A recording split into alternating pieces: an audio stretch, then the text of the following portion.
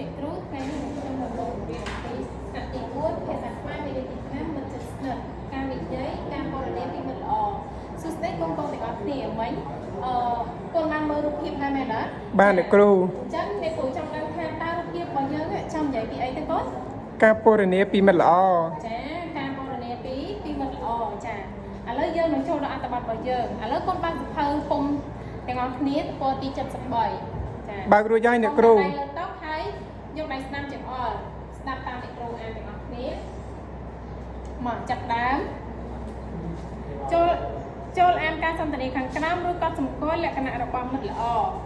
លីសាសួស្តីផានិតនេះគឺភារុនជាមិត្តរបស់ខ្ញុំ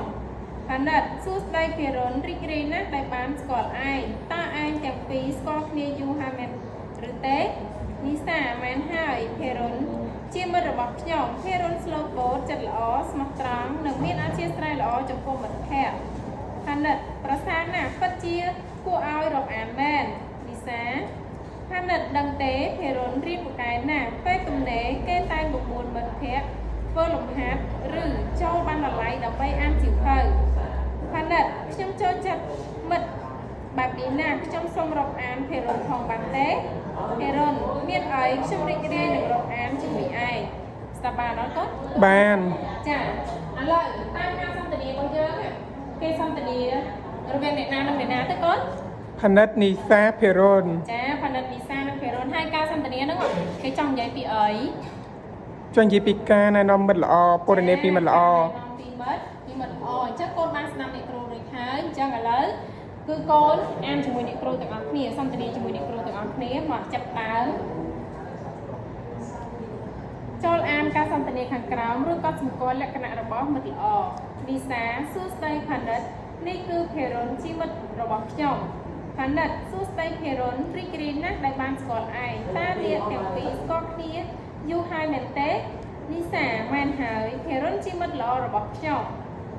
ភារុនស្លូតបូតចិត្តល្អស្មោះត្រង់និងអធិស្ឋានល្អចំពោះមិត្តភក្តិផានិតប្រសើរណាស់ពិតជាគួរឲ្យរាប់អានមែនលីសាផានិតដឹងទេថាភារុនជាសត្វពូកែណាស់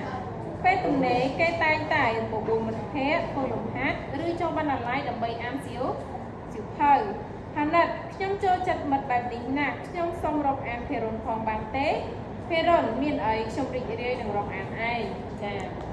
បន្ទាប់ពីយើងបានអានទាំងអស់គ្នាហើយអញ្ចឹងកូនបានស្ដាប់ឮហើយថាការសន្ទនារវាង3នាក់អញ្ចឹងឥឡូវកូននេះគ្រូឲ្យកូនសន្ទនាវិញម្ដងនៅនឹងតុបានហើយកូនបាច់ឡើងមកឯងមកឡើងនេះ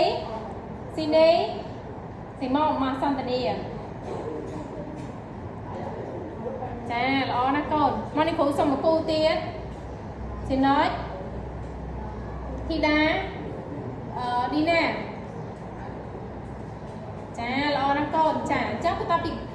អ្នកគ្រូឲ្យកូនស្ដាប់ហើយកូនធ្វើជាមួយអ្នកគ្រូហើយកូនធ្វើដោយខ្លួនឯងហើយអញ្ចឹងអ្នកគ្រូសុំឲ្យកូនឡើងមកសន្ទនាលើក្តារខៀនវិញម្ដងអ្នកគ្រូសុំ12គូទៀតទេតែឈ្មោះមិញអ្នកគ្រូអត់ហៅទៀតទេមករតនាទីសាទី1ឡើងលើក្តារខៀនកូនចាល្អណាស់កូនចាឥឡូវនេះគ្រូសុំមកគូទៀតចេញធីរីចាំរ៉ាត់មកឡើងកូនចាពិតជាល្អណាស់កូនចាអញ្ចឹងនេះគ្រូសង្ឃឹមថាកូននឹងយល់ទាំងអស់គ្នា